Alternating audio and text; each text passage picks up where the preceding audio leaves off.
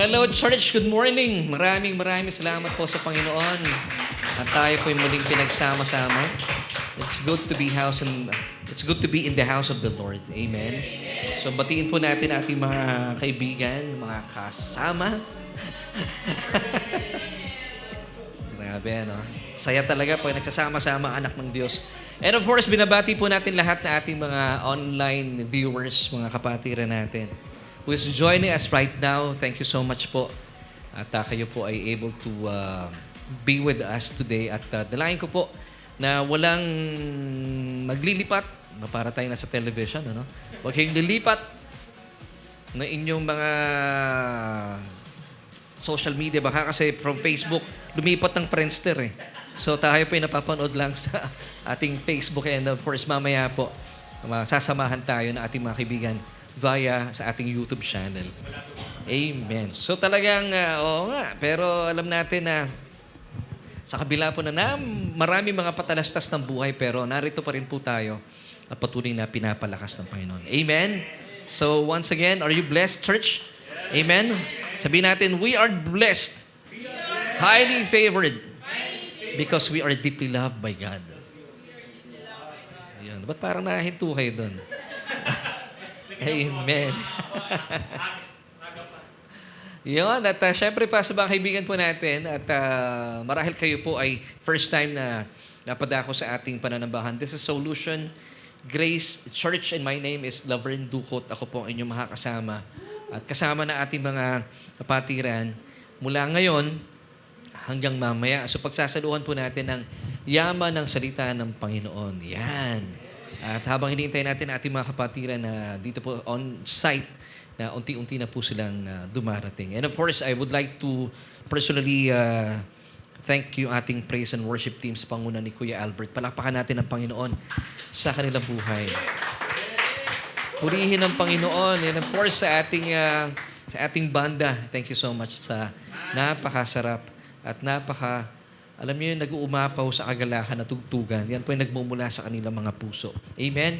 And sa mga kaibigan po natin nagtatanong, yes, tayo po ay we're coming to you live every Sunday at minsan 9:30, depende po dun sa lakas na ating yung sagap na internet. Minsan ay dumidikit sa alas 10. So, pagpaumanhin niyo po. Kasi alam niyo na, sa Pilipinas, hindi ganun kalakas ang kapangyarihan ng internet dito. So, thank you sa Panginoon at tayo po ay nagpapatuloy pa rin. Amen.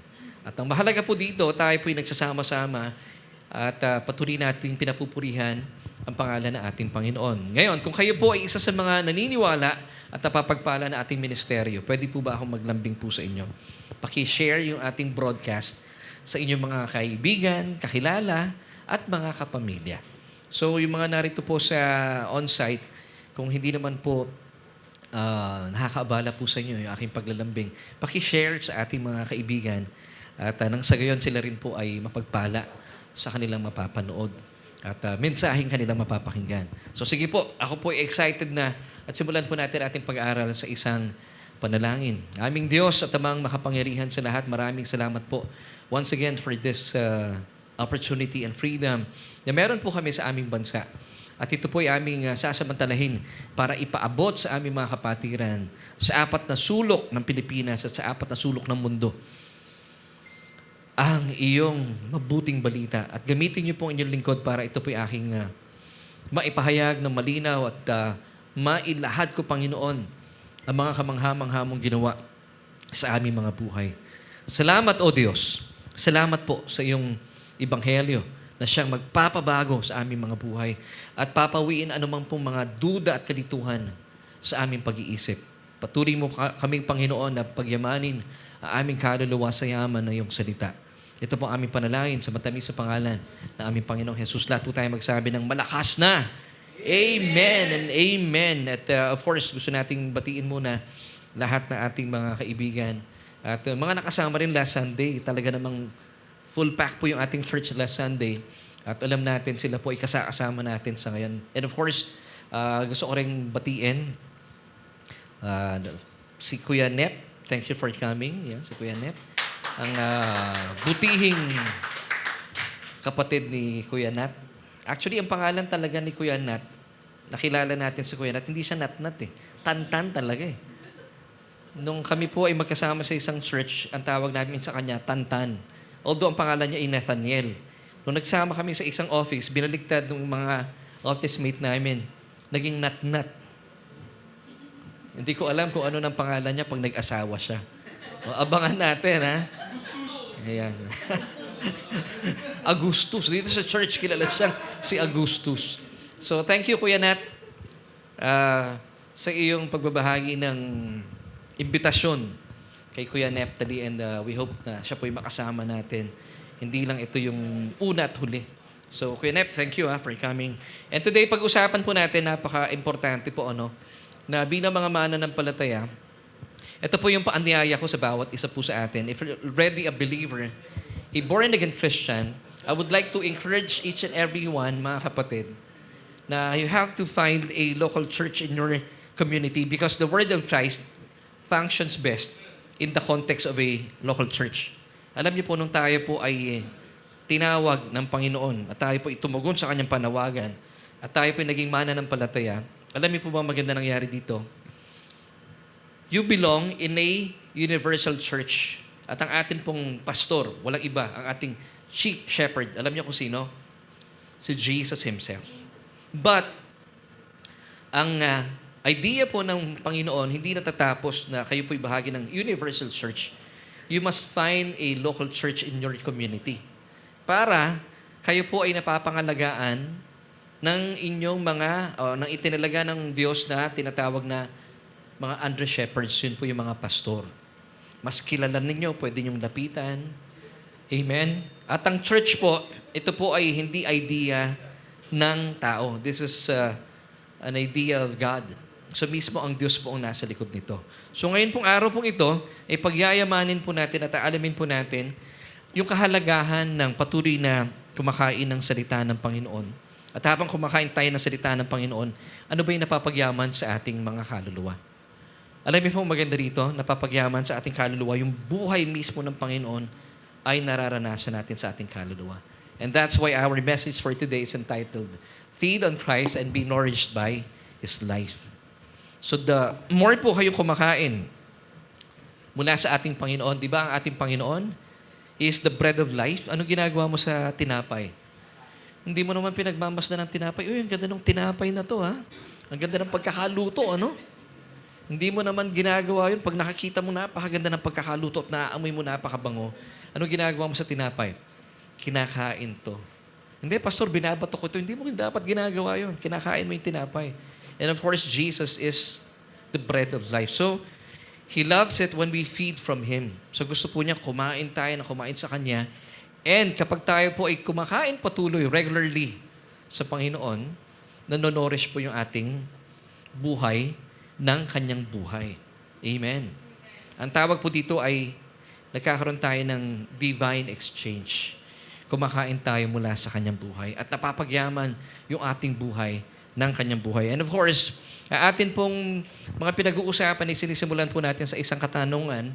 Kaya po yung church natin is known as Solution. S-O-U-L-U-T-I-O-N for those first-timers po. Ibig sabihin, bilang mananampalataya, ang naghahanap ng tugon sa tanong na buhay yung ating kaluluwa. Kaya po yung ating soul ay bibigyan natin ng solution na magmumula sa mensahe ng mabuting balita ng Panginoon. Kaya meron tayong question para po ito sa kabatiran ng ating mga first-timers. So, ang ating question for today ay ito. Sa paanong anyo ng kanyang puso gusto ng Panginoong Jesus na makilala mo siya ng lubusan? Kasi meron pong puso ang Panginoon, ano? Naalala ko nung bata pa ako, ang tawag ng ilang mga religion dito ay the divine heart of Jesus. Pero hindi masyadong nabibigyan po ng tamang pakahulugan. So bilang mga mananampalataya, ano po yung gusto ng Diyos na makita natin sa puso ng Diyos? Na gusto po ng ating Panginoon na makilala po natin siya ng lubos. So ready po ba kayo? Gusto niyo makilala ang puso ng Panginoon? Amen. At ang puso ng Panginoon ay talaga naman pong naisin po niya ang pinaka-mabubuti para sa inyo. Kaya kanina, habang tayo po ay pinapangunahan sa pag-awit ni Kuya Albert, di ba? Malinaw sa atin that God wants the best for us, that Jesus knows what's the best for us.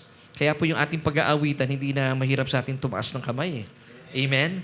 Kasi naniniwala tayo, ang mga bagay na mabubuti at sakdal, yun po ang pinaka-naisin ng Diyos na maranasan natin. Amen. At kapag naniniwala po kayo, yan ang pakay ng Diyos para sa inyo, tanggapin natin. At madali na po sa ating mga buhay na itaas sa ating mga kamay para pasalamatan natin ang ating Diyos. Amen? So alamin natin once again today kung ano po yung anyo ng kanyang puso na gusto ng Panginoong Jesus na makilala natin siya ng lubos. So once again, ito po yung puso niya. Gaya ng sinabi ko kanina. If you are already a believer, you have to find a local church in your community because yung mabuting balita na ating Panginoon Jesucristo, the word of Christ functions best in the context of a local church. Kasi yun po yung pakay niya sa atin eh. Yun ang kalooban niya. So ibig sabihin, pag may local church po tayo, nagagawa natin, meron tayong pag-aaral ng salita ng Panginoon, merong fellowship, di ba? Dito po sa church natin, I praise God dahil talaga namang yung church natin, ang extension parang doon sa ating chat din eh, no? Sa SGC chat. So, even po yung mga kasama natin sa ibang bansa, pag sinimulan na nung ating mga kapatiran ng pagbati, talaga namang nabubuhay po yung mga tugo sa ating katawan. Kasi ang sarap po ng kwentuhan, nandyan yung may naririgaluhan ng biskwit. Hindi ba? Nagpasalamat na po ba? Nagpasalamat na? Hindi pa?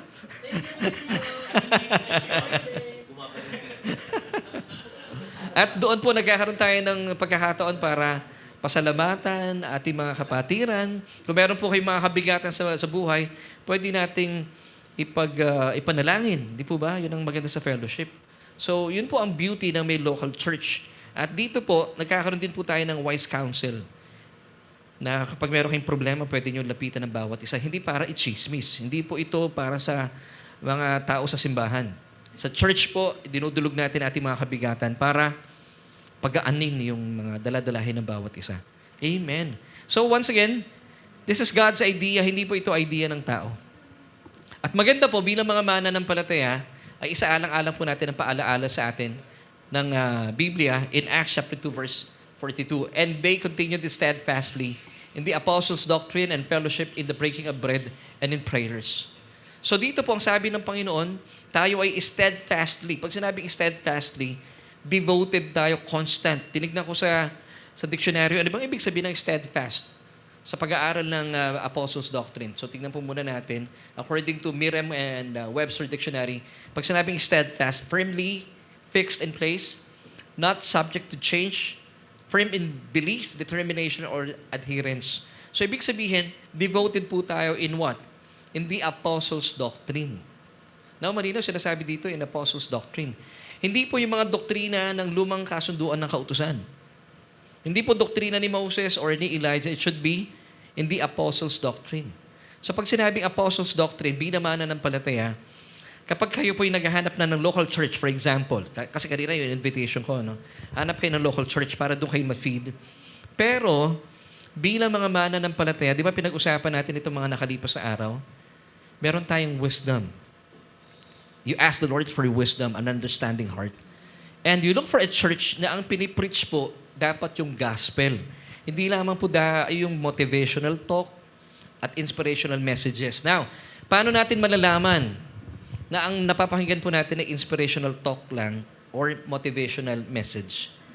Pastor, may mga verses naman eh. Ganito lamang po yung kasimple.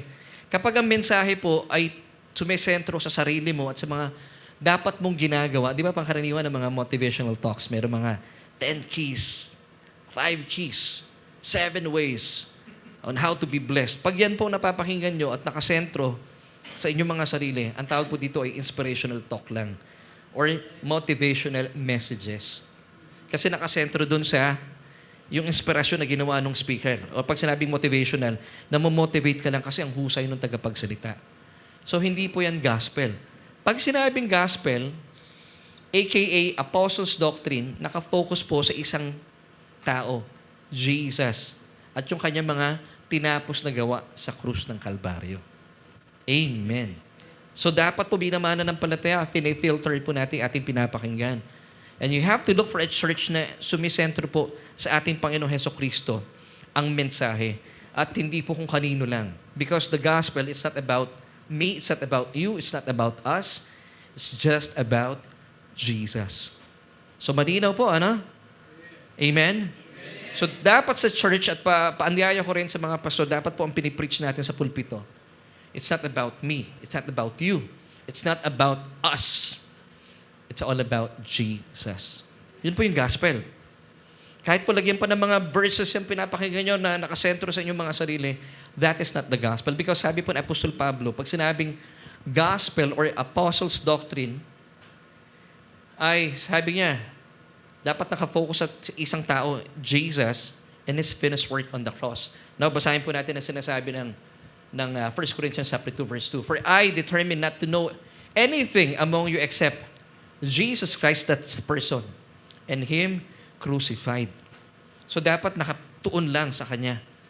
Hindi po sa ating mga sarili. Ha? Malinaw po ito, ha? Mga kapatid. And of course, kapag tayo po ay nasa ating mga local church, bukod po sa apostles' doctrine, may fellowship. Kagaya po ng nararanasan natin. Kaya po lumalago yung ating pagkakapatiran, nakikilala pa natin ang bawat isa po sa atin. And, of course, gaya po na ginawa natin kanina, regular po every Sunday. Pero sa bahay po ninyo, pwede nyo gawin as often as you wish. Yung the Lord's Supper o yung breaking of bread, ito po yung communion. And, of course, ang pananalangin. Amen? Now, bakit po importante na tayo po ay nasa loob po ng you belong to a local church? Dahil kapag tayo po nakikinig na apostles' doctrine, also known as the gospel, dito po lumalago yung ating pananampalataya. So paano po lumalago ang ating pananampalataya? Hindi po sa mga problema. Kasi pangkaraniwan sinasabi na binibigyan kayo ng Diyos sa mga mga problema, kanya-kanyang problema. Naalala ko nung araw ng bata-bata pa ako, may pinasan daw si Jesus na krus. Ngayon, para daw po ang mga sumusunod kay Kristo ay lumago sa pananampalataya, binibigyan din ng Diyos sa mga maliliit na krus. Ang tawag dito yung mga krus tinto yata, parang gano'n, yung maliliit na cross. Sabi ko, oo nga, no? Parang may mga, parang krus. Maliliit na. Ewan ko, naalala ko nung araw yun. So, naniwala naman ako para daw lumago yung ating pananampalataya. Hindi po yun ang pamamagitan ng Panginoon. Ang sabi po ng Biblia, para lumago po tayo sa pananampalataya, according to Romans chapter 10, verse 17, ay ito lang. So then faith cometh by how? Hearing, not just one-time hearing, but continuous hearing by the word of Christ. So sabi po ng Biblia, patuloy na pakikinig. Now, meron akong gusto pong ipakita po sa inyo dito na bakit sa ibang versions, bakit word of Christ ang sinasabi. So, hindi lang once, patuloy po kayo nakikinig ng word of God, I should say. Pero sabi po ng ibang version, ng NIV, ng ESV, word of Christ. So sabi po dito, still with Romans chapter 10, verse 17, sa ESV. So faith comes from hearing and hearing through the word of Christ. Now, hindi ba kayo nalilito minsan pa nagbabasa kayo ng Bible? Bakit sabi nung ibang version, that faith comes by hearing and hearing by the word of God, and then meron ibang version na, faith comes by hearing and hearing by the word of Christ. Bakit ganon? Now, ano po yung pinakamalapit dito na version sa original na pagkakasulat nito sa wikang Griego? Now, para po makita po natin. Bahagi po ito, tayo bilang mananampalataya, finifilter po natin, nag-aaral talaga tayo kung ano yung tunay na sinasabi ng Biblia. Ano ba talaga? Word of God o Word of Christ? Now, let me give you ito pong chart na ito para you may see the big difference, no? Pag sinabing Word of God, in Greek, it's rematos theo. Rema word, rematos theo, God. That's the Word of God. Pag sinabing rematos theo, Word of God, general coverage. Malakihan. Now, it includes the law, merong death and condemnation. Now, ano naman yung rematos Christo? That's the word of Christ. Ito ay specific coverage. Pag sinabing specific coverage, ang tinatalakay po dito, it's all about grace and with no condemnation. Alam niyo kung bakit? Kasi sinasabi po sa atin ng Panginoon kanina, di ba? Nabasa natin, Acts 2:42. And they steadfastly continued in the apostles' doctrine.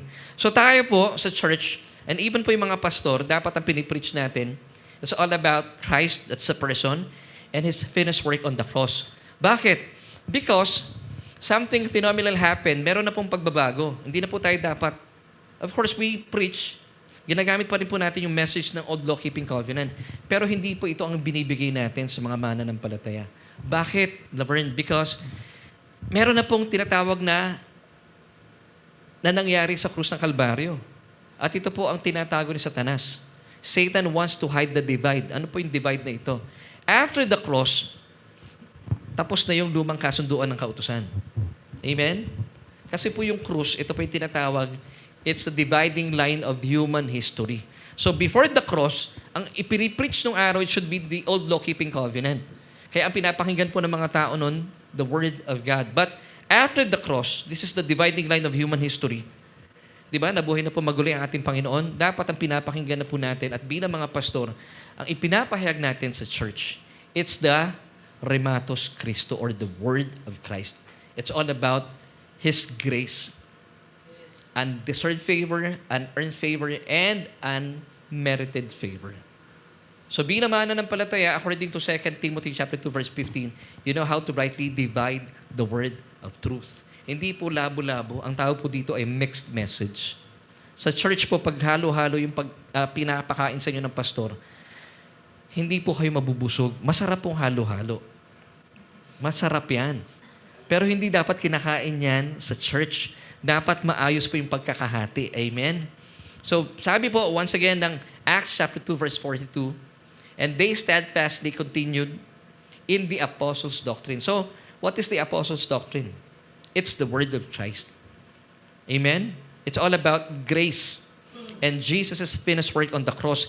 Kaya po, sinasabi ng ibang mga mananampalataya, bakit sa SGC ang mensahe nyo dyan, puro magaganda na lang. Walang God's wrath. Alam niyo po, ang mabuting balita ng Ebanghelyo, wala talaga masamang balita doon. Kaya po dito sa ating church, pinapahayag natin mabubuting balita. Yes, may God's wrath, I believe, but it will come after the rapture of the church. Pero po tayo mga mananampalataya, remember Romans 8 verse 1, there is therefore, yung pong word na is, present tense, there is therefore now, present tense na naman, no condemnation. Is this good news, church? Yes. For those who are in Christ Jesus. So if you are in Christ Jesus, kaya po tayo nagdiriwang because there is therefore now no condemnation. Kaya po ang dapat ipinapahayag na mabuting balita, ito po yung word of Christ. Grace only, no condemnation. Wala kang magagawa eh. That's the heart of Jesus. And once you feed from Christ, talaga namang you will be nourished by His life. Punong-puno ng buhay ang inyong sarili. Hindi po tayong tipo ng mga mananampalataya, yung tipong, alam mo, iyak ka ng iyak sa Diyos. Ba't ka iyak ng iyak? Hindi po tayo po nananagumpay. Marami ko nakikita mananampalataya, iyak ng iyak, para pang talunan sa buhay. Hindi po gano'n ang mananampalataya. Tayo po kagaya ni Tita Lorna, di ba? Fresh na fresh. Punong-puno ng buhay. Amen? Bigla kayo napatingin kay Tita Lorna. Di ba? Minsan kahit hindi tayo naliligo pero mukha pa rin tayong fresh na fresh. Why? Because dahil hindi ko sinasabing hindi naligo si Tita, ha? Dumadaloy sa ating mga buhay yung buhay na ating Panginoong Hesukristo. Kaya po napaka-importante talaga na alam natin yung mga mensaheng ating pinapakinggan. So once again, yung Rematos Theou, it's a general coverage. Meron pong, it includes the law and death and condemnation. Ganun po talaga. Itong Word of God. But sabi po ng Romans 10:17, sa ESV, NIV at sa iba pa mga translation, you have to be hearing the Word of Christ. Grace, no condemnation. So, paano po nangyari po ito? Paano isinilang o naitatag ang biyaya? Nung pong ipinako ang Panginoong Jesus sa krus ng Kalbaryo at dumanak ang dugo, doon na po isinilang ang tinatawag na New Covenant of Pure Grace. I pray na nakita po natin ang malaking kaibahan nito at tayo po ay hindi nalilito. Amen? So church, let me ask you, ano po yung word of God in Greek? Rematos Theou, para maalala natin. Yung word of Christ sa Greek, Rematos Christou. Amen? So ano po yung dapat natin pinapakinggan? Rematos Christou, the Word of Christ. Nakasentro sa iisang tao, kay Kristo at sa kanyang mga tinapos na gawa sa krus ng Kalbaryo. Ang balita po dito, walang masamang balita. Kasi po lahat ng masamang balita, inangkin po na ating Panginoong Hesukristo sa kanyang katawan. Once and for all, 2,000 years ago. Kaya po wala na pong masamang balita na ibibigay sa inyo ang Diyos. Once again, bakit wala kayong pinag-uusapan, Laverne, sa church ninyo about God's wrath? Meron. Meron pong God's wrath. At nililinaw ko po ito sa mga nanonood. Pero hindi po ito mararanasan kailanman ng isang anak ng Diyos because there is therefore now no condemnation for those who are in Christ Jesus. Now, if you are in Christ Jesus, pag ibinuhos na po ng Diyos ang kanyang puot sa mundong ito, wala na tayo sa mundong ito. We will be raptured. Amen? And we shall always be with the Lord for how long? Forever. Diba? O diba? Sabi nga ni Kuya Gio, forever. O diba? Yun eh. Amen. I pray na nakita po natin na malaking kaibahan. Last Tuesday, kung kayo po ay nakasama natin sa ating pag-aaral, tinalahay po natin yung kalituhan ng maraming mananampalataya, and I had this question na sinagot din natin sa pagtatapos ng ating Bible study. Ito yung question natin last Tuesday. Pwede bang maging disipulo yung hindi pa Kristiyano? Naalala niyo yun? Kasi sa panahon natin po sa ngayon, let's face it, maraming churches, pag pinag-uusapan yung word na disciple, naku, napakalaking salita. Pero alam niyo po yung disciple, mamaya sasabihin ko sa inyo, ano ibig sabihin ng disciple? So let's answer first yung question natin. Pwede ba maging disipulo yung hindi pa Kristiyano? Alam niyo, sabi po ng Biblia, pwede. Kasi marami pong disipulo si Jesus, mababasa natin in John 6 verse 66, parang 666, Nung meron pong sinabi ang Panginoon na hindi po nila nagustuhan, ito po mga disipulong ito, ay tumalikod sa Panginoon at hindi na po siya sinundan. Natira na lang ay 12 mula po sa 70 disciples. So ibig sabihin, pwede pa lang maging disipulo yung hindi pa Kristiyano. Sumusunod lang, follower lang. Pero nung meron siyang hindi magandang napakinggan, tinalikuran niya ang Panginoon. That's mentioned in John chapter 6 verse 66. At pag binasa mo yung verse 67, talagang iniwan na po nila ang Panginoon. Nakakalungkot. Pero hindi po pwedeng maging Kristiyano, hindi po pwedeng ang Kristiyano po ay automatic nagiging disipulo. Bakit? Kasi po yung word na disciple in Hebrew, it's talmidim. Sabihin niyo nga po, talmidim. Sa wikang Griego naman ay matetes. Madaling tandaan, Matetes. Alam mo ibig sabihin po ng matetes, talmidim sa English?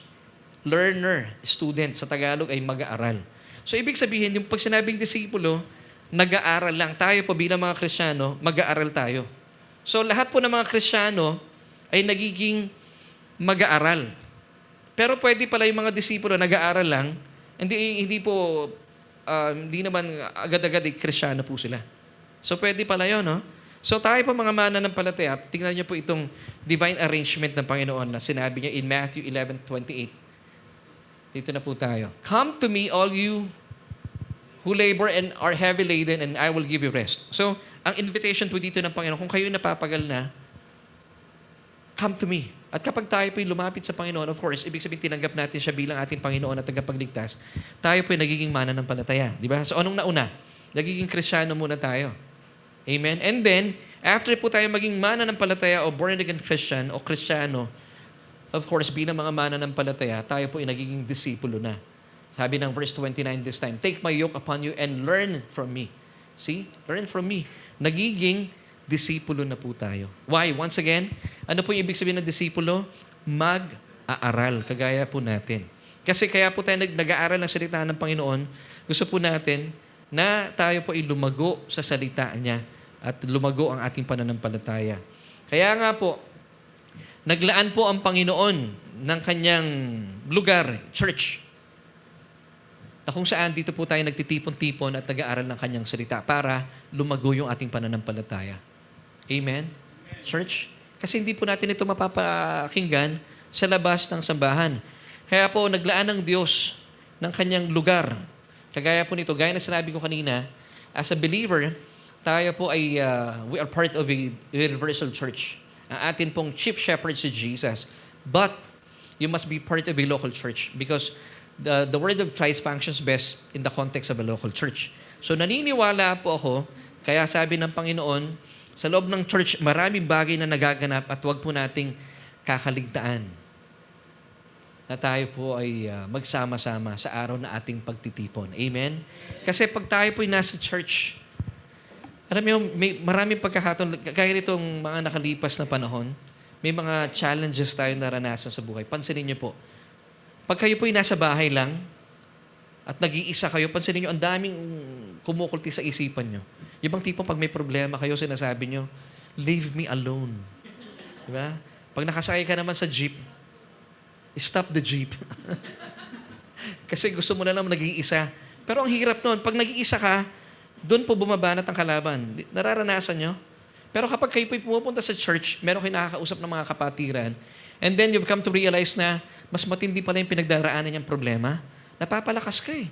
Ay kapatid, yung problema ko pala wala sa laki ng problema mo. And then, ang nangyayari, nagkakaroon kayong pagkakataon para ipanalangin ng bawat isa. Gumaga ang ating pakiramdam at alam mo yung may mga kapatirang nananalangin para sa'yo. So wala pong puwang si Satanas para kultihin ang isipan mo. Pero pag nasa bahay ka lang, Facebook ka ng Facebook, nanonood ka lang ng mga kung ano-ano sa YouTube, pansinin mo, nahihirapan yung buhay mo. Nakikita mo pa sa Facebook, no, yung mga kaibigan mo, buti pa sila, nasa Tagaytay, ako nandito lang. Sa bahay namin, nag-iisa. Now, pinakamainam talaga na tayo po ay magkaroon ng local church. At marami po magandang nangyayari sa local church. At dapat wag natin kinakaligtaan po yung pagsasama-sama ito because this is not man's idea but God's. Ang utak po sa likod nito, Diyos mismo. So, ibig sabihin, tayo po'y magbe-benefit mula dito.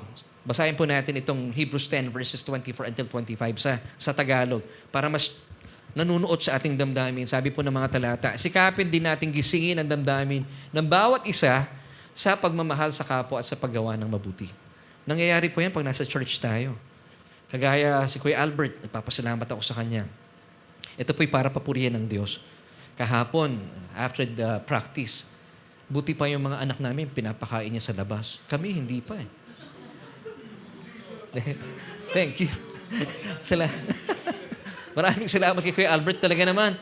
Parang sabi ko nga sa mga anak ko parang nagkakaroon kayo ng isa pang uncle ha. Di ba? Ito, nararamdaman natin yung kabutihan ng puso ng ating mga kapatiran. Amen. Now, ito pa magandang paalala sa atin ng verse 25. Tingnan niyo po ito ha. Kuya Albert, thank you ha. Abangan na lang namin yung pananghalian namin. Amen. Habang kumakain, ano? Okay, this time basahin natin yung verse 25. Huwag nating kakaligtaan ang pagdalo sa ating mga pagtitipon gaya ng ginagawa ng ilan. So huwag nating tularan yung ilan. Buti na lang ilan lang sila. Pero alam niyo po ba after the pandemic, based on research, dumadami na raw po sila. Nakakalungkot. Nakakalungkot talaga. Sa halip, palakasin natin ang loob ng isa't isa. Lalo na ngayon nakikita nating malapit na ang araw ng Panginoon. Di ba? Lalo tigit, naralapit na ang pagdating ng Panginoon. Lalo tayong dapat sinisipag na magsama-sama sa ating church. Amen. Alam niyo po, sabi ng Biblia, wise men still seek Jesus. Alam niyo, I praise God, I honor you, church. Salamat po for coming to church. Alam niyo kung bakit? Kasi kayo po ay mga wais. Sabi mo sa katabi mo, wais ka. Amen. Mga pantas. Alam niyo ba kung sino naghanap sa Panginoon? Actually, nung pinanganak ang Panginoon, hindi pala kapapanganak after 2 years. Doon siya natagpuan ng mga pantas. Medyo malaki na ang Panginoon. Nung araw, di ba, kinakanta natin, may 3 haring nagsidalaw. More than 3 po iyon. Mali yung song. So yung mga pantas, hinanap po ang Panginoon. Alam niyo kung bakit? Para po pag-alayan ng papuri at pagsamba at pinagyaman ng Panginoon sa kanilang mga handog sa Kanya. Amen. So tayo po, kagaya ng mga pantas yung mga hari na hinanap ang Panginoon, tayo po hinahanap din pa rin po natin ang Panginoon. Ibig sabihin, although of course, as we all know, natagpuan na tayo ng Panginoon, pero patuloy po natin siyang hinahanap, ibig sabihin, kinikilala. Yun po ang nais kong salitang ibigay po sa inyo. Bakit? Kasi gusto natin, the more po natin hinahanap at kinikilala ang Panginoon Jesucristo at ang kanyang mga tinapos na gawa sa krus ng Kalbaryo. Sabi ng 2 Peter chapter 1 verse 2, lumalago, nananagana ang kapayapaan at biyaya sa ating buhay. So bilang patunay, narito po yung mga pantas, mga wais na kagaya nyo na naghahanap sa Panginoon. Matthew 2 verse 2 saying, where is he who has been born King of the Jews? Amen. Gaya po natin, tayo po ay mga pantas at patuloy na hinahanap ang Panginoon. At kaya po nagtalaga ang Diyos ng araw. At ang araw pong ito, para tayo po'y magsalo-salo ay araw ng linggo. Amen. Alam niyo po sa araw pong ito, gusto ko pong pagyamanin ang katotohanan ito because in the last days, magkakaroon po ng tinatawag at nangyayari na po, tinalakay natin last Sunday, apostasy. Or sa wikang Griego, apostasia. Wherein, yung pong marami po sa mga kapastoran din ngayon, nakakalungkot talaga. Kasama ng mga mananampalataya, of course, pag tumalikod na po sa tamang katuruan ng mga pastor, nahahawa yung mga mananampalataya. At ito po ang ayaw natin mangyari sa atin bilang mga Kristiyano. So, gusto po nating itama yung mga maling mga katuruan na sumisibol sa panahong ito. At alam niyo po, bilang pastor, tagalakan ko po, nagamitin po ang Biblia para po tayo ay maituwid. Hindi po para, kasi napansin ko lang itong mga nakalipas sa panahon, marami po sa mga kapatiran, pangkalahatan, masyadong sensitive, na kahit gaano mo ka malumanay na binibikas ang salita ng Panginoon, sila po ay nasasaktan. Hindi ko maintindihan bakit po kaya ganun tayo. No? Ito po ay pangkalahatan. No? Hindi ko po sinasabi ang SGC ay sensitive, pero pangkalahatan, ang daming mabilis masaktan. So dalayan ko po sa mga nanonood sa atin sa online, I pray na makita niyo po, ito pong ating pag-aaral na ito ay para po sa ating ikabubuti. Di ba sabi po ng Biblia, ang kanyang salita ay ginagamit para ituwid yung mga kamalian. At ngayon pong linggong ito, since Sunday, naniniwala po ako na hindi pa rin po binabago ng Diyos ang pagtatalaga ng araw na ito bilang kanyang araw para pagsaluhan ang kanyang buhay. Kasi when we feed on Christ, yung atin pong buhay ay nanonores din ng kanyang life, ng kanyang buhay. So bakit hindi nagbabago ang araw ng pagsamba? Sunday pa rin. Because sabi po ng Biblia, Jesus is the same yesterday, today, and forever. Amen. So sa araw pong ito ay aalamin natin na bakit po kaya itinalaga ng Diyos at nagtalaga po siya talaga ng araw. And I believe it's Sunday. Sunday, it's the Lord's Day. Ang dami po kasi mga kumakalat ngayon ng mga katuruan na hindi na. Ang the Lord's Day is every day. Alam niyo, napakagalante po ng mga taong naniniwala. Ako rin po, I believe that every day it's the Lord's Day. Pero yung mga taong naniniwala na every day it's the Lord's Day, parang napakagalante, no? Yung buong isang linggo para sa Diyos, pero hirap na hirap po silang ibigay yung isang araw lang para sa Panginoon. At minsan pag tinutuwid mo sila, nasasaktan pa. So, church, I believe, dito sa on-site walang problema. Lahat kayo ay hindi sensitive. Kurutin mo nga katabi mo kung nasasaktan. Hindi naman, di ba? Ay, may sensitive pala dito. And even sa online na mga kapatid, I pray na yun pong ating pag-uusapan, ito po ay magbibigay ng pagtutuwid sa atin para balikan po natin yung sinasabi ng Biblia. Alam niyo po kasi, in the old law-keeping covenant ng mga Hudyo, and still, up to this time, ang kanila pong araw ng pamamahinga ay Sabbath. Kung hindi ako nagkakamali, ang Sabbath po, it starts on the araw ng Friday, 6 p.m. until 6 p.m. the following day, which is Saturday. So dito po, wala talagang nagbebenta, wala talagang gumagawa, namamahinga po sila. Ayon sa kautusan, bawal ang gumawa. Now, yun po yung sistema nila in Israel, ang mga Hudyo.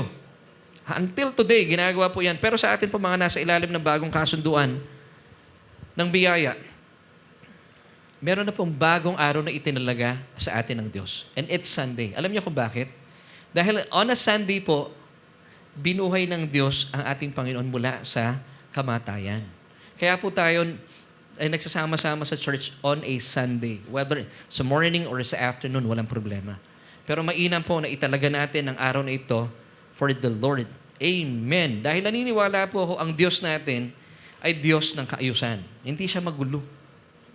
Isipin nyo sa opisina po ba ninyo, meron ba itinalaga ang ating gobyerno ng araw ng pagtatrabaho, di ba? Pangkaraniwan from 8 until 5. Hindi naman pwede yung, hindi, magtrabaho ka na lang kung anong gusto mong araw. Ang gulo nun. Lalo tigit sa church, ang Diyos po natin ay Diyos ng kaayusan. Amen? Sabi ng 1 Corinthians 14:33, For God is not a God of disorder, but of peace, as in all the churches of the saints. Lalo tigit sa ating sambahan. Amen. Kasi naniniwala po ko lahat po ng araw, lahat ng panahon ay may pagkakataon na itinalaga ang Diyos. At ang itinalaga po niya ay araw ng linggo. Amen. Ecclesiastes 3 verse 1 tells us, to everything there is a season, a time for every purpose under heaven. Amen. So pag sinabing Sunday, wag na nating baguhin. It's a special day for the Lord. And I believe Sunday, it's the Lord's day. Amen. So bakit Sunday? Once again, dahil po, on a Sunday, doon po, nabuhay ang Panginoon mula sa kamatayan. So ito po ang tinalaga ng Diyos para sa atin, para alalahanin po ang kanyang pagkabuhay na maguli. Kaya nga po, when we feed on Christ, nanonorish po yung buhay natin mula sa buhay niya. Kaya po itinalaga ng Diyos ang araw ng Sunday. Dahil yun yung araw na nabuhay siya eh. It doesn't make sense. Dadaling ka niyo doon sa araw na hindi naman talaga itinalaga para sa'yo. Kaya po, napakahusay ng Diyos, may kaayusan po siya. Now, let me give you these verses. Matthew 21, verse 8. Now, after the Sabbath, as the first day of the week began to dawn, Mary Magdalene and the other Mary came to see the tomb. So, this was the first day of the week. So, what is the first day of the week? Sunday. Nabuhay ang Panginoon. Pagdating po sa verses 5 to 6, but the angel answered and said to the women, do not be afraid, for I know that you seek Jesus who was crucified. Verse 6, He is not here, for He is risen.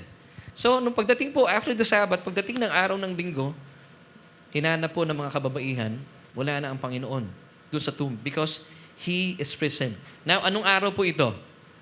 It's Sunday. Amen? Going back sa first book of the Bible, sa Genesis. Naalala niyo po in Genesis chapter 2, verses 2 to 3. Puntahan po natin ang mga talatang ito. And on the seventh day, God ended His work which He had done. And He rested on the seventh day from all His work which He had done. Then verse 3 tells us, Then God blessed the seventh day and sanctified it because in it He rested from all His work which God had created and made. So balikan natin yung verse 3. Tingnan niyo po ito. Then God blessed the seventh day. Bakit niya binless, pinagpala yung seventh day? And sanctified it. You know the word sanctified? It's synonymous to holy. Pag sinabing sanctified in Hebrew, maganda binabalikan yung original text. No? Pag sinabing sanctified, alam niyo ba, sa Hebrew, it's kadosh. Pag sinabing kadosh, parang kadosh, no? Madaling tandaan, hindi ka uno, kundi kadosh. Hindi ka tres, hindi ka kwatro, kadosh. Kadash. Pag sinabing kadash, set apart. Okay? Set apart. Pag sinabing set apart, hindi walay. Why? Because it's holy. Now, let me ask you, ano ang opposite ng holy? Common. So, pag sinabing holy, uncommon. So, pag sinabing uncommon ka, kaya ka pala sineseparate, sineset apart. Di ba sa atin po, sa bahay natin, ewan ko kung kami hindi na eh. Merong ilan sa mga Pilipino, di ba, pag hindi piyesta sa kanila, ang ginagamit nilang pinggan, yung mga plastic, pangkaraniwan. Pag piyesta, kinukuha nila yung mga nakaset apart na mga plato na mga babasagin. Amen? Bakit? Dahil may special occasion. Ganon din po yung araw, yung ika-seventh day, sabi ng talata, Then God blessed the seventh day and sanctified it, but po niya sinet apart yung Sunday because in it, He rested na mahinga po siya. Kaya po, special yung araw ng linggo. Sa panahon natin sa ngayon di ba? Even yung mga noontime show, from Monday till Saturday, ano po yung napapanood ninyo? Nung panahon namin, naalala ko, pasensya na, nung panahon ko na lang wala kaming TV. Nung araw, napapanood namin Eat Bulaga. Pagdating ng Sunday, meron pa nga Germs Special. Di ba, Kuya Gio? Batang bata, no? Napapaghalata. Asap na asap. Pinapa-obvious ko lang kayo eh. Sige na, ako na pinakamatanda dito. Sige. Di ba? Nag-iiba ng palabas. Pag Monday till Saturday, yung the usual, Eat Bulaga. Pagdating ng... student canteen pa. Lunch date, di ba? Pagdating ng Sunday, nagkakaroon sa Channel 7 nun, Germs Special.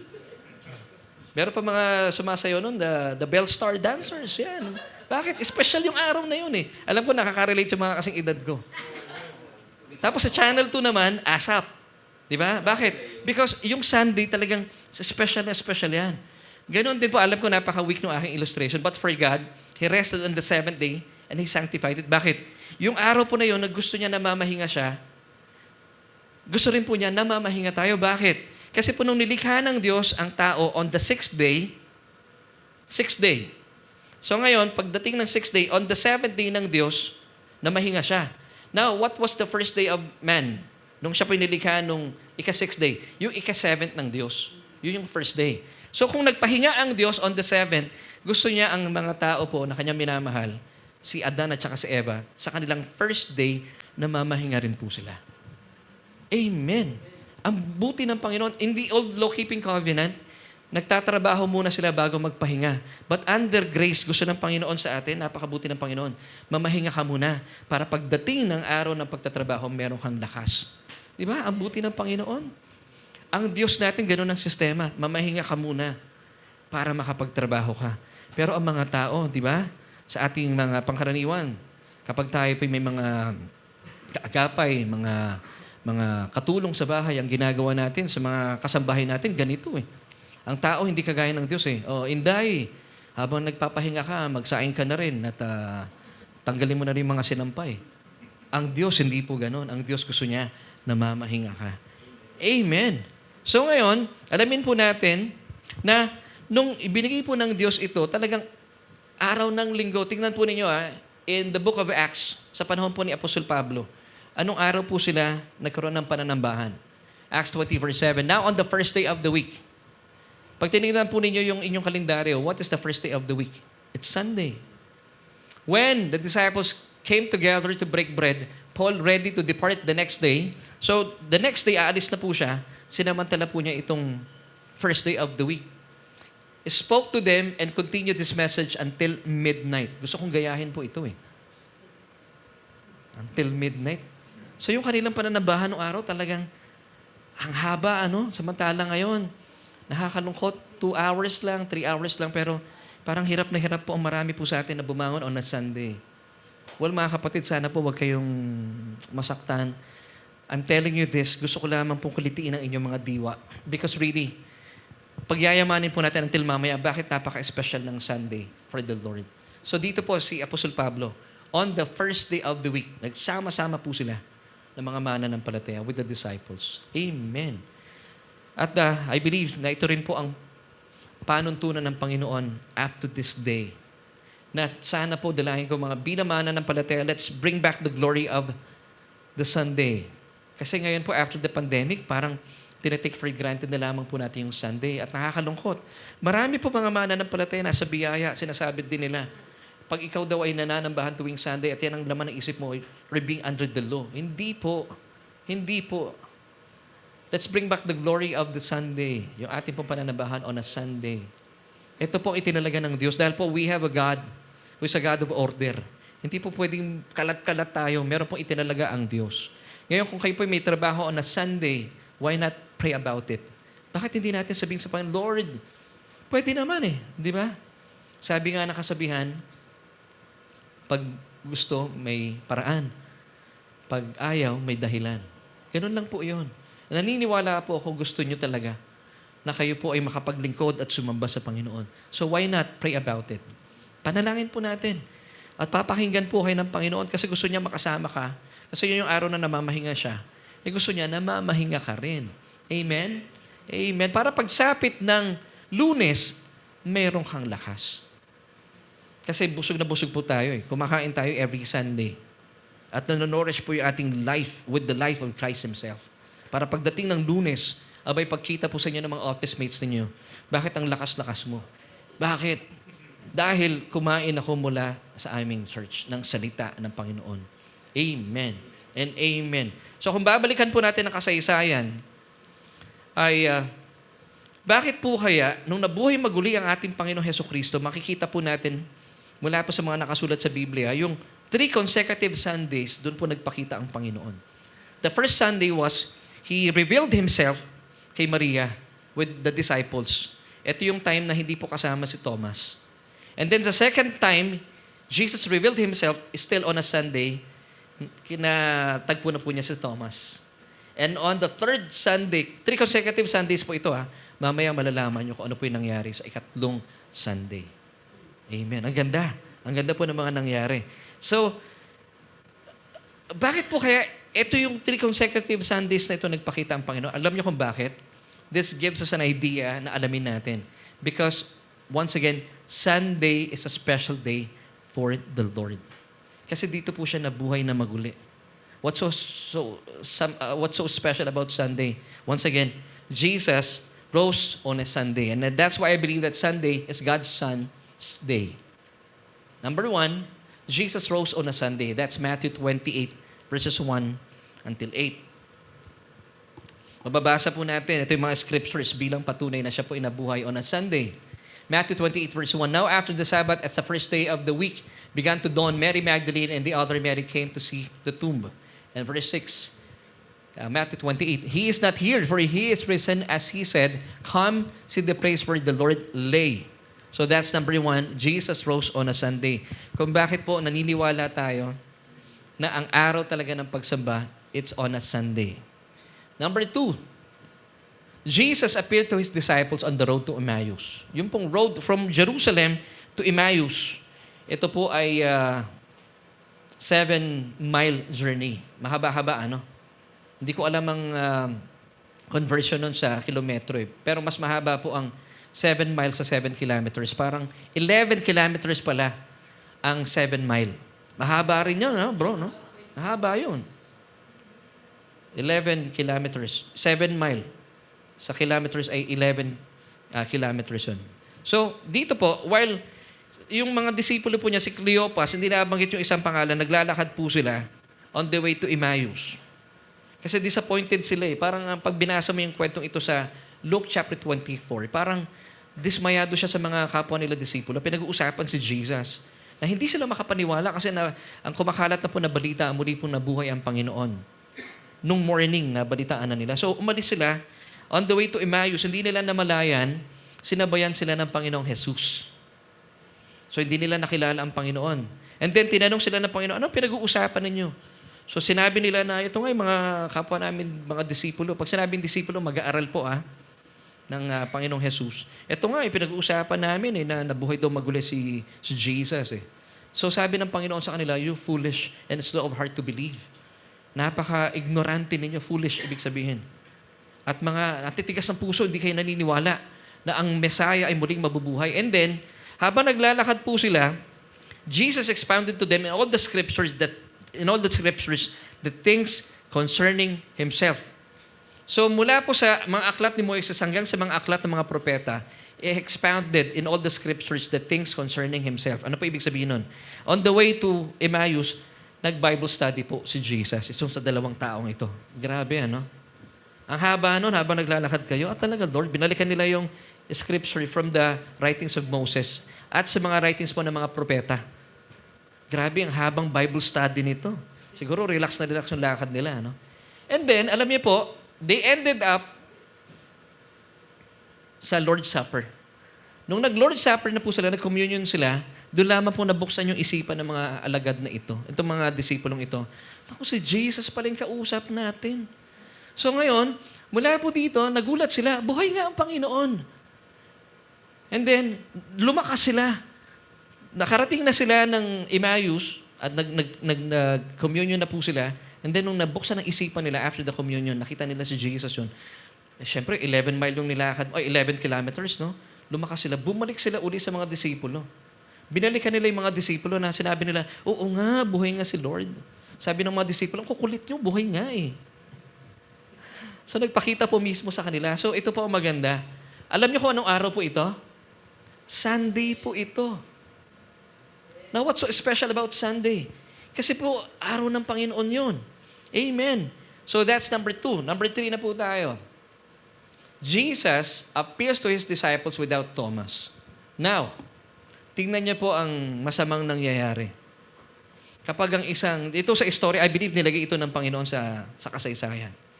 Minsan lang hindi po nakapagsimba si Thomas on a Sunday. Ano po nangyari sa kanya? he became an unbelieving believer. Mananampalataya siya pero tinubuan siya ng pagdududa. Di ba? Amen? Naalala niyo po yon? Anong sabi ng kapatid na ito sa mga disipulo? Basahin natin John chapter 20 verses 24 until 25. Isang beses lang nagpakita ang Panginoon na Sunday. Yung first Sunday na yon, wala si Thomas doon eh. Nagpakita siya kay Mary Magdalene with all the disciples minus Thomas. Bakit? Absent. Isang araw lang umabsent. Hindi niya nakita sa Panginoon eh. Dahil sabi dito ng mga talata, basahin natin. Let's start with verse 24 ng John chapter 20. Now Thomas, called the twin, one of the 12, was not with them when Jesus came.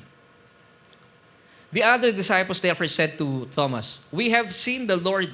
So Thomas said to them, "Unless I see in his hands the print of the nails, and put my finger into the print of the nails, and put my hand into his side, I will not believe." Kita nyo na? Si Thomas po, kaya siya nilagyan ng katawagan eh.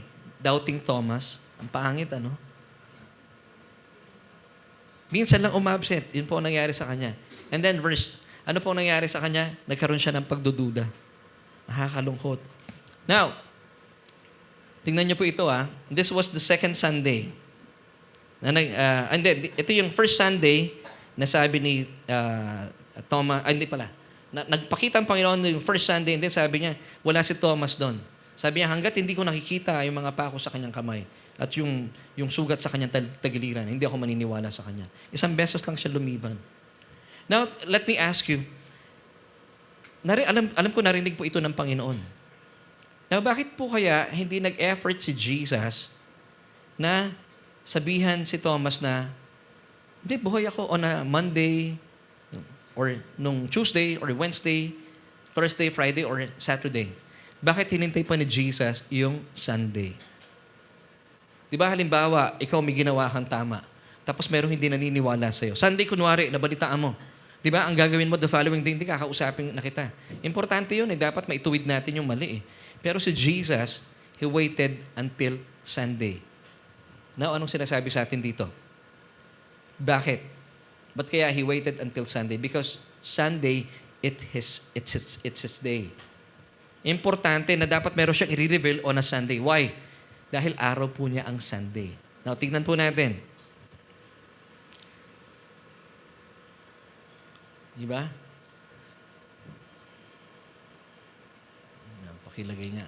So, ngayon, Jesus revealed Himself to Thomas na. John 20, verses 26 till 27. And after 8 days, His disciples were again inside and Thomas with them. Jesus came, the doors being shut, and stood in the midst and said, "Peace to you." Then He said to Thomas, "Reach your finger." Alam ng Panginoon. "Here, and look at my hands, and reach your hand here and put it into my side.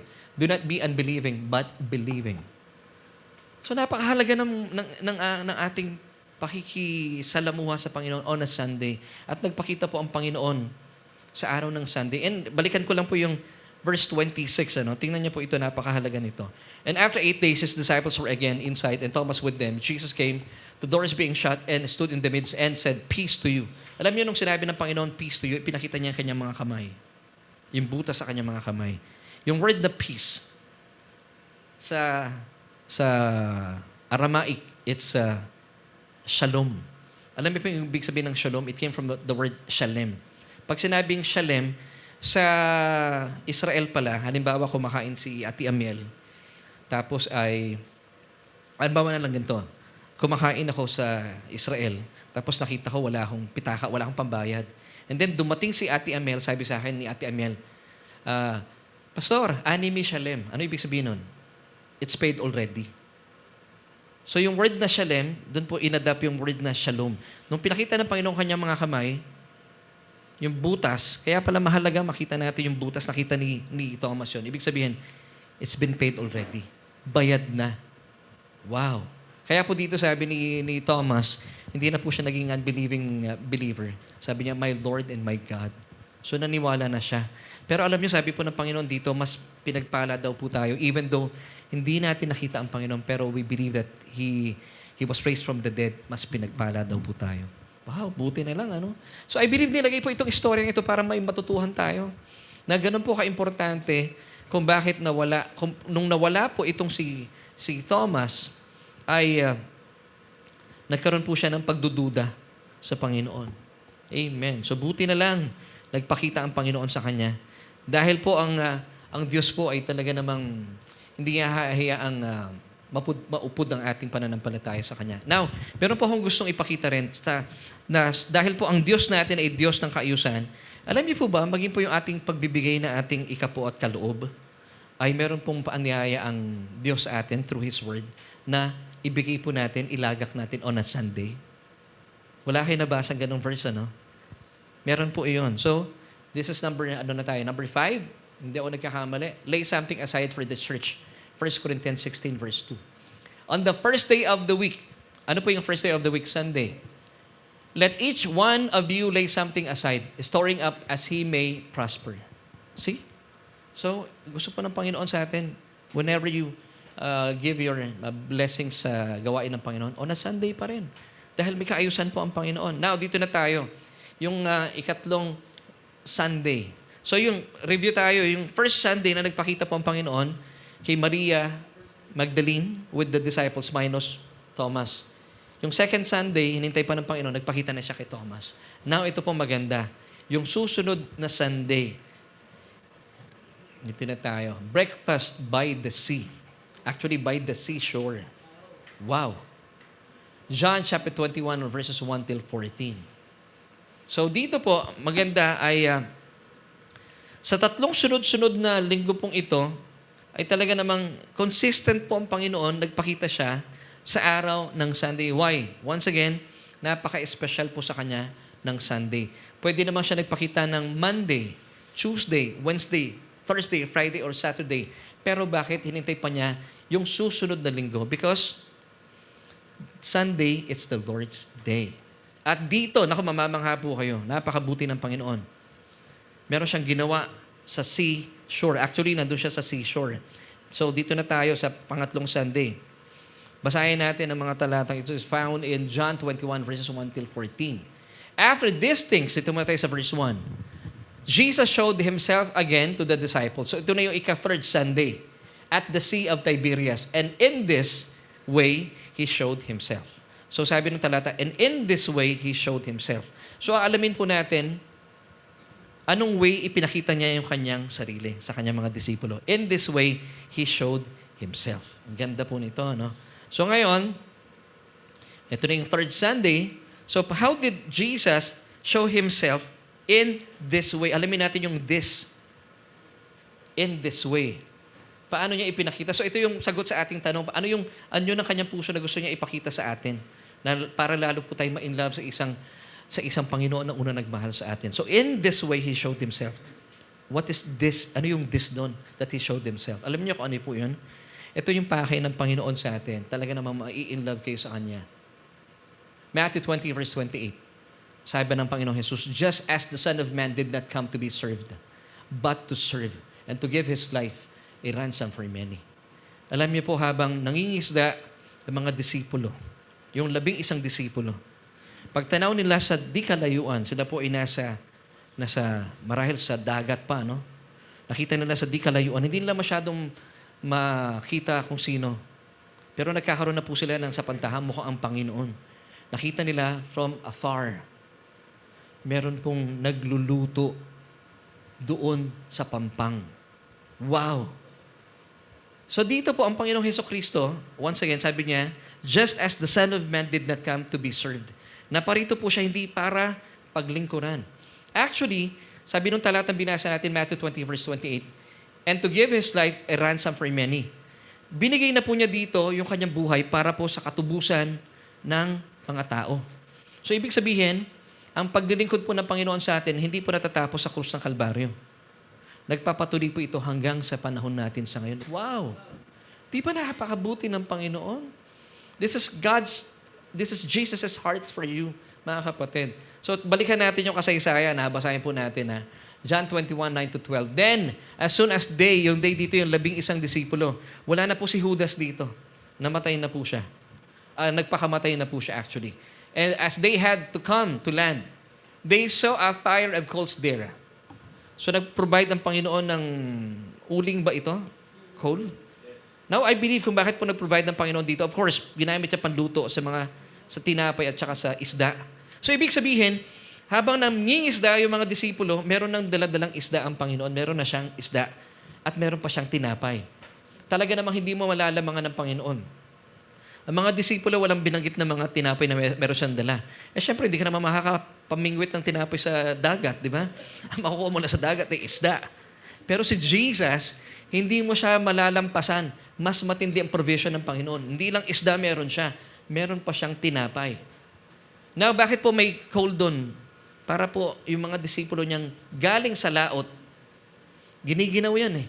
Sa Israel, alam niyo, nung nasa Israel kami, wow. Wish, no? Amen. Darating ang panahon. Maginaw sa Israel eh. Di ba, Ate Amiel, nag-Israel ka na? Hindi pa. Sa Jordan. Ayun. So, ngayon, gusto ng Panginoon, pawiin yung ginaw nila. Pero maliban doon, ipinagluluto pa ng Panginoon ng kanyang mga minamahal na disipulo. So, ibig sabihin yung paglilingkod ng Panginoon, hindi natapos sa krus. Hanggang sa panahon natin sa ngayon, pinaglilingkuran pa rin kayo ng Panginoon. Just as the Son of Man came, not to be served, but to serve. So, God wants you to serve. Jesus wants to serve you today and forevermore. Saan ka nakakita ng Diyos? Na siya yung nagsasabi, hayaan mong paglingkuran kita. Ang religion po sinasabi, patunayan mo ang paglilingkod mo sa Diyos. Hindi po. Alam niyo po ba, pag pumupunta kayo on a Sunday, di ba, you invest your resources sa church, yung skills and your talents, hindi po naubos po yung investment. Yun po yung investment for eternity. Alam niyo po, pag nasa church kayo, namamahinga kayo dapat. At kapag nakakapakinig kayo ng salita ng Panginoon, binubusog kayo, pinaglilingkod na kayo ng Panginoon. Hindi po kayo, tanggalin niyo po sa isipan niyo po ito, kahit po yung mga tumutugtog at mga kumakanta rito sa harapan. And I believe they would agree with me. Pag kumakanta ba kayo dito, feeling niyo naglilingkod kayo sa Panginoon. Actually, ang sarap ng pakiramdam niyo, kayong pinaglilingkuran ng Panginoon. Amen. So dito, Jesus, as the Son of Man, sabi niya in Matthew 22, verse 28, He did not come to be served, but to serve. So until today, naglilingkod siya sa atin. So sundan po natin yung talata. Let's go back to verse 9 once again. Then as soon as the 11 disciples had come to land, they saw a fire of coals there and fish laid on it and bread. Wow, may bread pa. Verse 10, Jesus said to them, bring some of the fish which you have just caught. So para naman, kapartner niya tayo, sige, meron kayong mga hinuli, bring some. So sabi ng Panginoon, bring some. So I assume, bakit some lang? Kasi marami na pong fish si Jesus. Wow! Sana sinabi ng Panginoon, bring all the fish. Hindi eh, bring some. So ibig sabihin, marami nang niluto at niluluto ang Panginoon dito. Wow! So isipin nyo, kung kayo po mga kapatid may ginagawa sa buhay, marahil kayo po'y nangingisda pa lang, asahan po natin may provision na ang Panginoon sa inyo doon sa pampang. Wow! So kung ano man pong mga kinakatakutan nyo, pinaghahandaan nyo sa ngayon, pambayad ng tuition fee sa susunod na semester, I believe, meron na pong provision ang Panginoon sa pampang. All you have to do, puntahan lamang po yun at i-claim natin. Now, verse 11. Galing, ano? Simon Peter went up and dragged the net to land, full of large fish, 153. And although there were so many, the net was not broken. Then verse 12. Ito maganda. Jesus said to them, yung 11 disciples, come and eat breakfast. Yet none of the disciples dared ask him, who are you? Knowing that it was the Lord. Now, take note. Let's go back to verse 12a ng John chapter 21. Jesus said to the 11 disciples, come and eat breakfast. Ano pong pinapahiwating sa atin dito? Pag sinabing come and eat breakfast, luto na ba yung breakfast o hindi pa? Luto na. So, ang buti ng Panginoon, ano? Hindi ba nai-inlove po kayo? Pag ang Panginoon po ay may ginagawa, ibig sabihin, pupunta ka na lang, kakain ka na lang. Now, tingnan po natin, bakit po kaya breakfast ang sinerve ng Panginoon sa kanila? Because I believe na po, itong revelation para sa atin. Breakfast is the first meal of the day. Napaka-importante po ito. Now, gusto ko lang basahin po ito.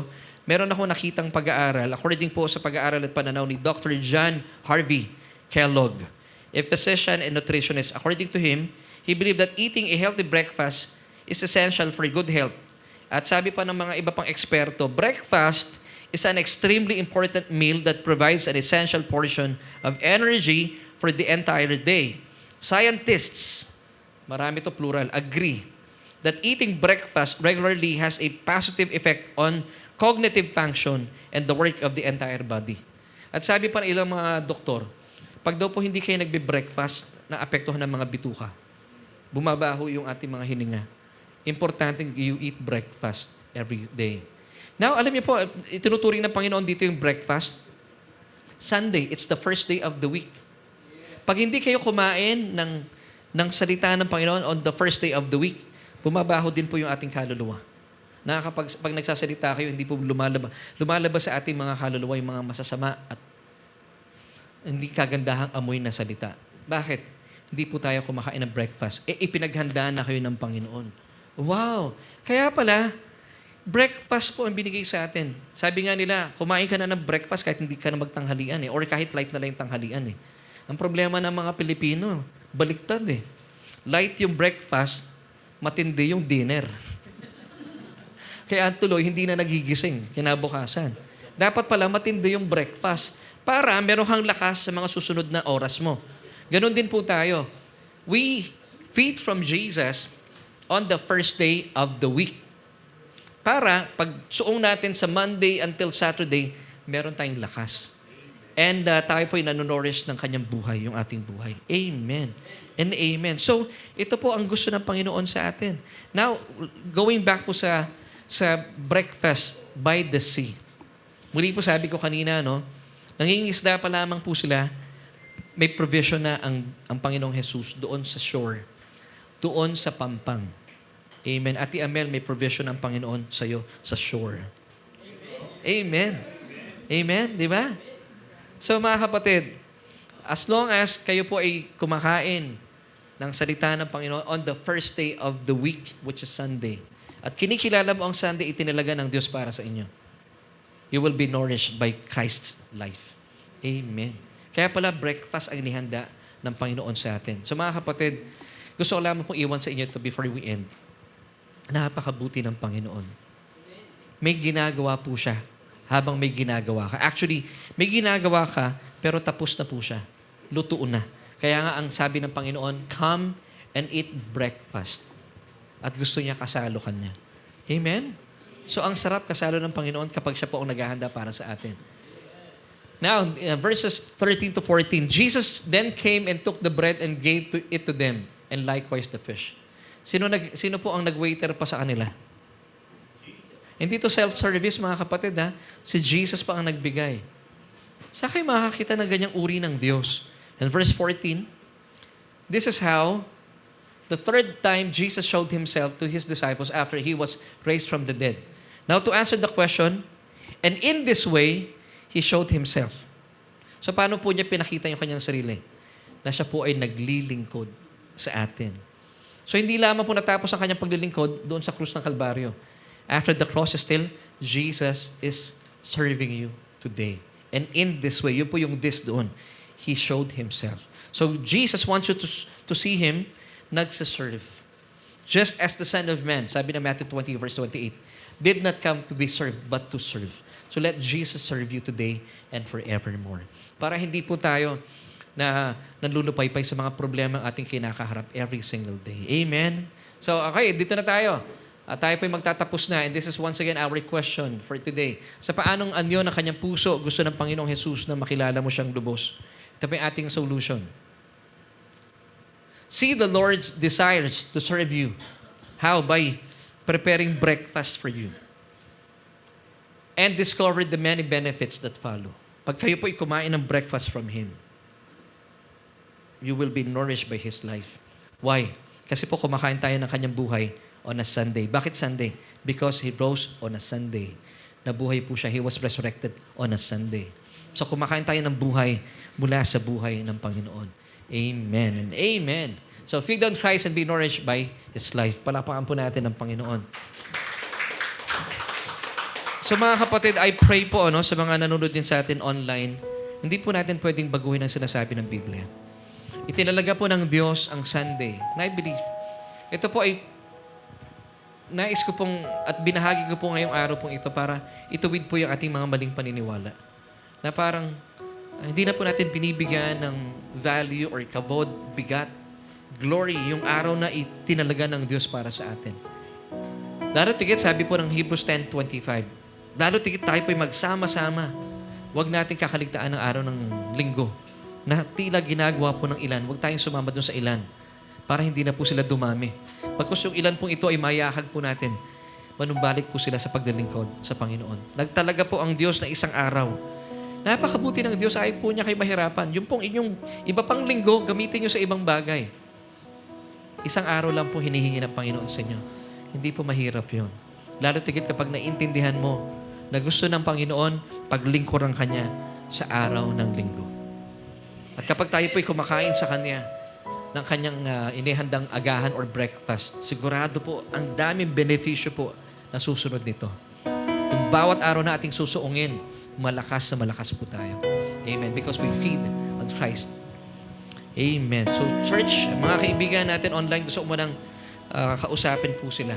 Kung kayo po ay marahil nararanasan po ninyo, pagod na pagod po kayo. Dahil wala pong feeding, wala po kayong salita ng Panginoon na kinakain. Natural po, likas na kayo po ay manlulupaypay, babagsak ang inyong mga kaluluwa. Pero para maranasan po ninyo yung buhay na ganap at kasaya-saya, na pangako sa atin ng Panginoong Jesus in John 10 verse 10b, yung ikalawang bahagi po ng talata. First and foremost, you have to accept the invitation of God. Natanggapin po ang Panginoong Jesus bilang inyong Panginoon at tagapagligtas. At buksan din po ang inyong mga puso at paniwalaan na siya ay nabuhay mula sa kamatayan. So, I would like to invite you, please pray this prayer with me, mga kaibigan natin online. Magpipray po ako and then buksan po ninyo inyong mga labi. Sundan po yung panalangin ito na nagmumula sa inyong puso. Para maranasan po natin yung kapahingahan, yung feeding na kailangan po ng ating mga kaluluwa at ng ating espiritu. Let's pray. Sabihin niyo po ito, O Diyos, kinikilala ko aking sarili na wala kakayahan at kapangyarihan para iligtas ang aking buhay. Kaya naman, simula po sa araw na ito, tinatanggap kita, Jesus, bilang aking Panginoon at tagapagligtas. Dahil naniniwala po ako sa pamagitan ng iyong kamatayan sa krus ng Kalbaryo, pinawi ng lahat ng kasalanan ko. Maraming salamat, O Diyos, dahil naniniwala po ako sa iyong kapangyarihan, binuhay mo maguli ang iyong bugtong na anak makalipas sa 3 araw. At dahil ako'y nananampalataya sa kanyang mga tinapos na gawa sa krus ng Kalbaryo, isinulat mo na ang aking pangalan sa aklat ng buhay. Amen at amen. So kaibigan, kung kayo po isa sa mga sumbay sa panalangin ito, samahan po kami every Sunday. Patuloy po tayong kumain ng salita ng Panginoon at patuloy po tayong managana at lumusog sa buhay na nagmumula sa Panginoong Hesukristo. Amen. And church, tayo po tayo. At habang tayo po pinapangunahan ng ating praise and worship team para magbigay po ng awiting papuri sa Panginoon.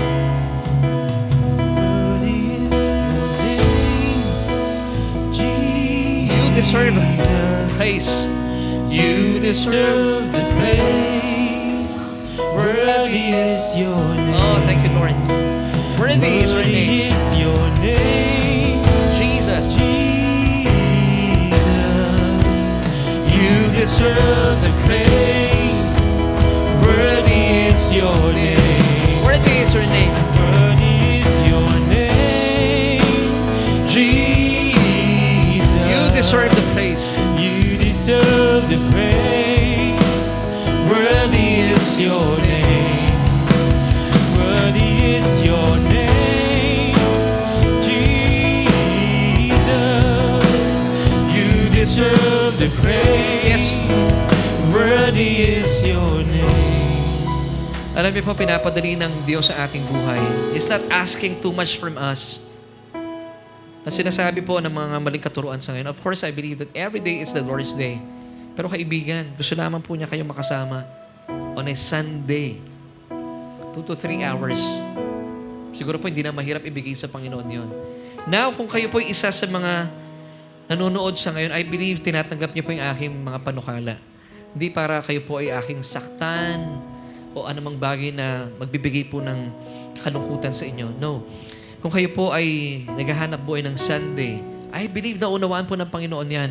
Pero why not pray about it? Ipanalangin po natin.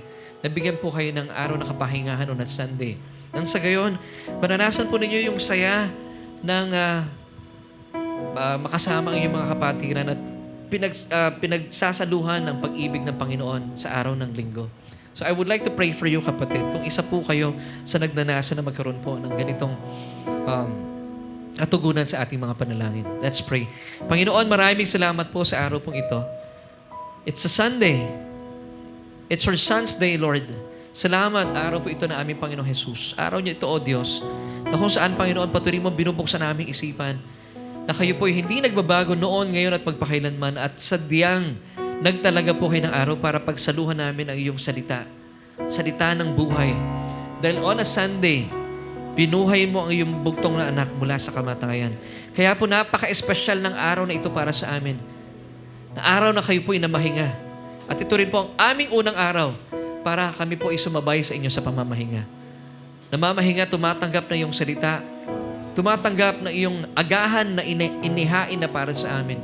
Panginoon, dalangin ka po sa kapatid na ito na marahil nararanasan po niya ang pagod sa kanyang katawan, sa kanyang kaluluwa.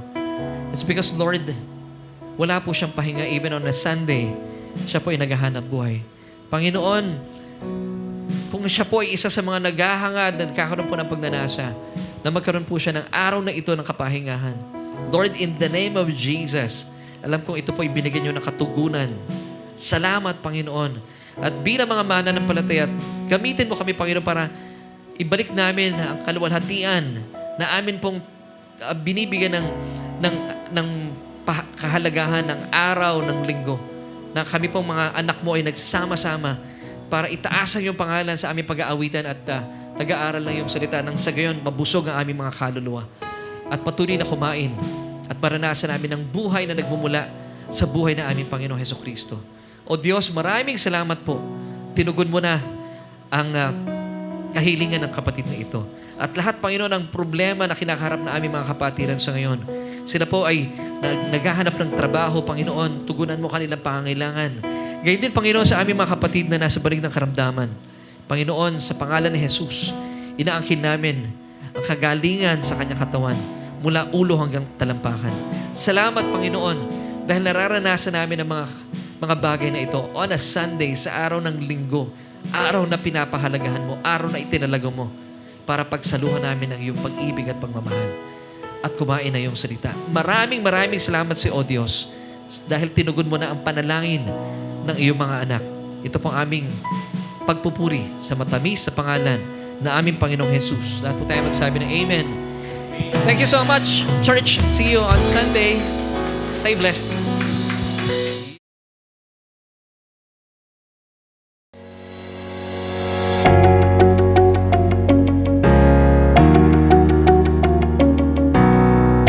Amen! Thank you, Lord, sa panibagong revelation na nakuha namin today. Naku, napakarami kong natutunan. Ikaw ba? Let us know in the chat box kung ano yung mga favorite takeaways mo, ano yung mga nagrema sa'yo from our message for today. Now, let us continue to honor and worship our Lord Jesus Christ by giving our tithes and love offering. But before that, let me remind you guys na ang inyong tithes ay para sa inyong home church. Pero kung kayo ay bago and you considered Solution Grace Church as your home church, here are the ways on how you can give your tithes and love offering. You can see it here on the screen on how you can give. Pwede nyo kunin ang aming account number or kung nasa labas kayo ng Pilipinas, pwede nyo i-scan ang QR code ng aming bank account. Thank you for being a faithful tither and a generous giver. As we give our tithes and offering to the Lord, let me pray for you. Heavenly Father, we thank you that we can give to you. In this form of giving our tithes and offering, we honor and we worship you. We believe that this is not about us, but you alone. And I declare blessings and favors on us today and in the coming days and weeks. In Jesus' mighty name, Amen. Thank you for joining us today on our Sunday online worship celebration. My name is Emma, and we hope to see you next week. keep this in mind. You are greatly blessed, highly favored, and deeply loved by God.